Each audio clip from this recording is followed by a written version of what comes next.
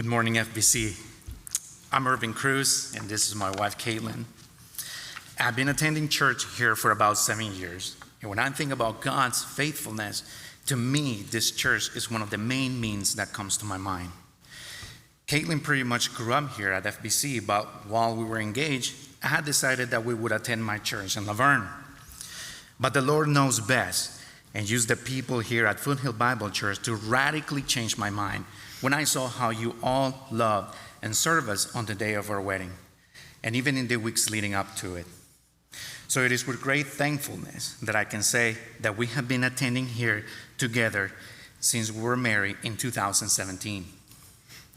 Fast forward now to the early days of 2021. Just days after the birth of our first daughter, I was faced with a family crisis when my brother called me and explained that his wife and kids had left him. What we thought would be a joyful season, enjoying our firstborn baby, turned into a challenging few months as Katelyn and I were stretched thin to support my brother.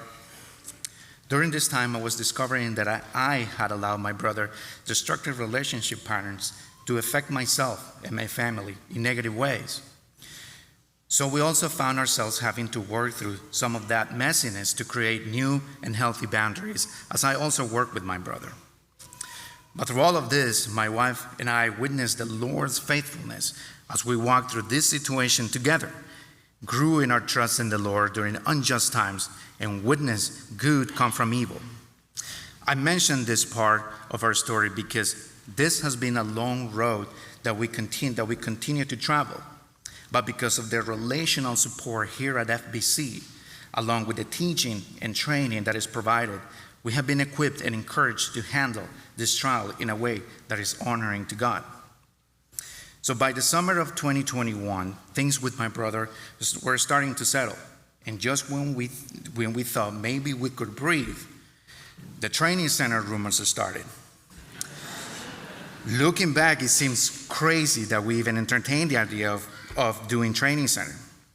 I despise everything about being a student. English is my second language, so that automatically complicates everything. I had no desire to be in a leadership role, and we were busy. It just didn't make sense. The only thing I can think of was Pastor Art approaching me, and he didn't even ask me. He just said, "You're applying, right?" And I said, "Yes, absolutely, Pastor." So I signed up. I turned in my application, and I got accepted. The Lord, again, knew what would be best for me and has provided much grace each week to get me through the program this far. The relationship that I have developed with the men and the coaches have been a blessing to help shoulder the burdens and provide wisdom and counsel during a challenging season. The program also places a heavy emphasis on what biblical marriage and parenting looks like, which I did not have much exposure to growing up. My salary was cut during the program, and yet the Lord was adjusting my priorities from material things to things that were aligned with God's priorities for me. Now I want to jump quickly to this past year of 2023. In year 2 of Training Center, we're required to cultivate our leadership qualities, and because of this, I had the privilege to co-lead a small group with Pastor Micah. This experience has been God's grace towards me as I cherish the time meeting individually with Pastor Micah, as well as building a relationship with the members of our small group, whom we have come to love dearly.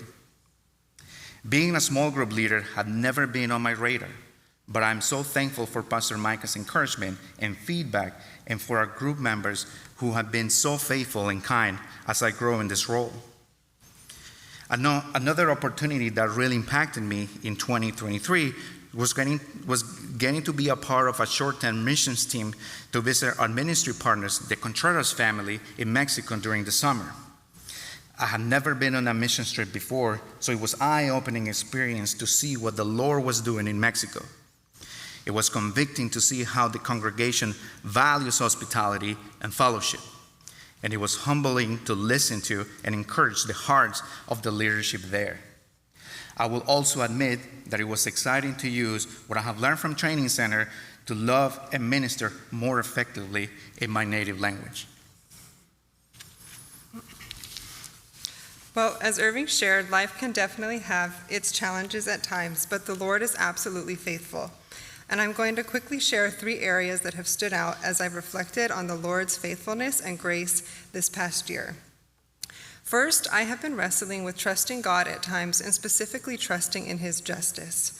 Irving explained that we have been walking through a rough season with his brother, and yet there are so many ways that the Lord has been faithful and that his character has proven true. There are 2 things that stand out specific to this. First, it often felt that my situation is so unique that no one else could understand what I was going through. But earlier in the year, the Lord provided a mentor in Corey Roybal. To my surprise, Corey had dealt with a similar situation with her own brother-in-law, and she had been able to offer practical support and wisdom to me in how to navigate this as a wife and also as a child of God. The second way that the Lord has been faithful in this area has been through the faithful preaching of the word each Sunday that confronts me in my sin. It has been easy to be consumed by the sin of those around me, but the Lord has readjusted my focus as he uses the faithful preaching to expose my sin and challenge me to change. The second thing that really stands out from 2023 is related to our parenting. Irving and I have discovered that although we certainly desire it, we are not naturally bent toward consistent, God-honoring parenting, but rather toward laziness in this area. And yet, the Lord has been faithful to provide friends who are not afraid to confront us when our shortcomings are readily exposed. We started 2023 with a newborn and a newly 2-year-old, so time was valuable and consistency was not optional. Thankfully, we can look back and see evidence of growth and fruit in the past year, but there will be no slowing down as we look forward to welcoming a 3rd little girl this coming June. The Lord does know best, and with this little one on the way, we are much more eager to continue on the right path. We are thankful for the Lord's grace in friends who keep us accountable and for his daily grace and accessibility when we find ourselves running to him in prayer, seeking both wisdom and forgiveness. The final thing that stands out from the past year is how the Lord provided a host home for our small group. Over the summer, we were tossing around the idea of seeking out a family who could host us. And without doing much seeking, the Blankwell family approached us and offered to host our group. We later found out the burden that this would lift from us, as the first few months of my pregnancy were debilitating at times from the constant nausea. We are so thankful for the Blankwell family's faithfulness to our group and to the Lord for orchestrating all of this ahead of time. To wrap this up, the church is surely not the only means of God's grace, but as we have been reflecting back, we're especially grateful for Foothill Bible Church and all that the Lord is doing in and through the body of believers here.